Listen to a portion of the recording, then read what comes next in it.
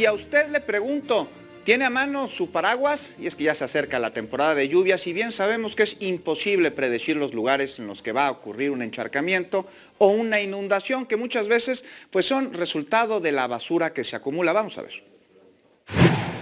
Las coladeras tapadas por basura en las calles de la Ciudad de México es la principal causa de encharcamientos e inundaciones durante la temporada de lluvias. La basura es arrastrada principalmente hacia los puntos más bajos de la capital, tapando rejillas y desagües.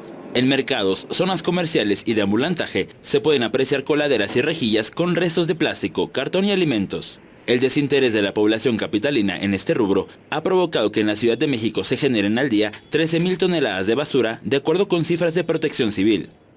Pues empezar reciclando, empezar separando la basura, empezar a educarnos, y la educación va en todo, va en vialidad, va en basura, va en civismo, en el caminar en las calles, va en el momento de que no estacionarte en doble fila. No hay civismo en esta ciudad, ya cada quien hace lo que le importa. En promedio son 350 toneladas de basura las que se recolectan a diario en las 200,000 rejillas existentes en las calles de la ciudad. Con imágenes de Jesús Arias, Andrés Brito, 21 Noticias.